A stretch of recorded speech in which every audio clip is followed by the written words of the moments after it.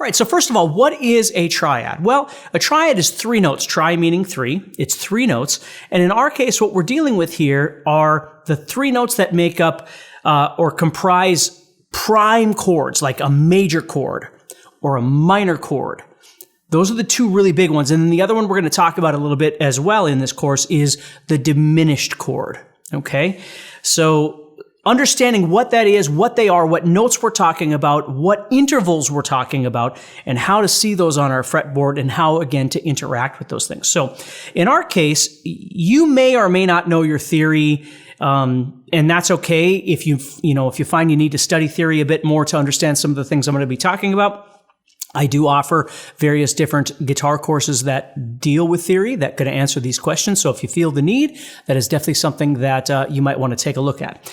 So what we're dealing with right now are the root, the major third, and the perfect fifth. The root, the third, and the fifth of a major scale. That's what we're looking at right now. Okay? And then we'll also be looking at minor chords that use the root, the minor third, and the perfect fifth. And then if you know anything about your theory, in a major scale, a diatonic scale, do, re, mi, fa, sol, la, ti, do, the 7th chord is what we call diminished. And a diminished chord is comprised of the root, the minor third, and a flatted fifth. Now, if you don't know what that stuff means, don't let it freak you out. It's just understanding that when I play something like a G chord, this G chord is major. When I play an A minor chord, okay, this A minor chord is, of course, minor. If I play something with that flatted fifth in there, I'd be playing more of a diminished kind of sound. So again, you might know what those mean. I'm not trying to weird you out with it. I just want you to understand that the bulk of what we're going to be talking about in this course is going to be based off major and minor chords because that's really what makes the musical world go round. But I do want to include diminished as well because it might be something that you find beneficial on a number of different levels.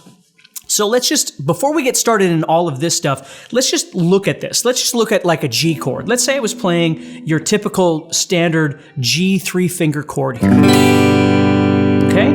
So when I play that G chord, you might be thinking, well, why do I need to learn intervals or why do I need to learn triads if I can just play the chords?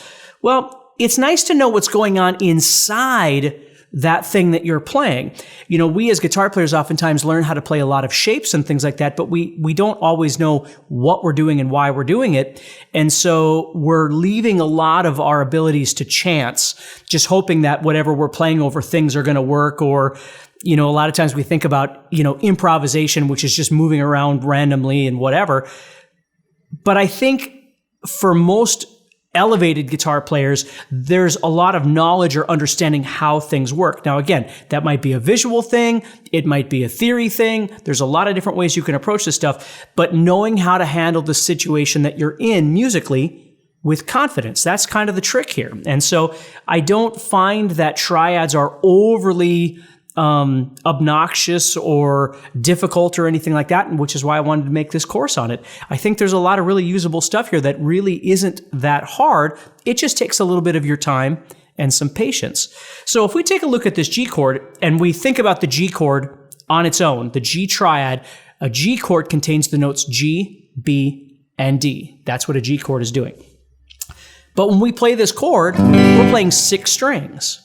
So what are we doing? Well, if we look at this, we have G, B, and D, and then G, B, and D again. Okay? That's what we have going on there. So G, B, D, G, B, and then, G on the bottom, not D, G on the bottom.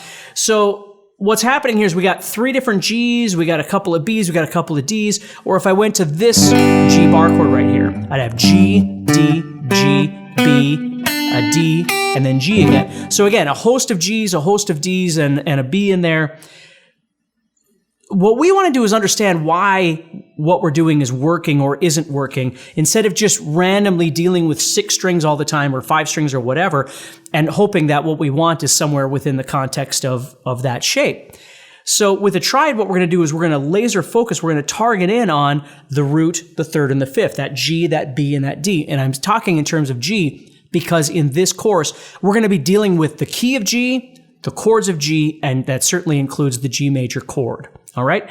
So just kind of understanding that. So that's where I always used to get confused, is when I would make chords, I never knew what I was doing. And I would make these chord shapes and there were all these notes in there. And then I would see other players that weren't using these big, what we'll call block chords, like a big G chord or a big D chord. They were just doing things where they're going.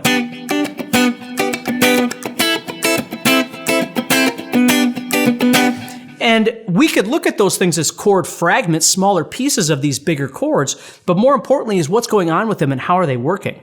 Because that way, when we are in a musical situation, we see these various chords, we can decide, do we want to play them as bigger block chords or do we want to play them as smaller chords? What register do we want to play them in? Do we want to play them lower or higher? Do we want to play them all over the fretboard, or do we just want to kind of compile everything into one place on the fretboard? There's a lot of really amazing things you can do by learning where your triads are.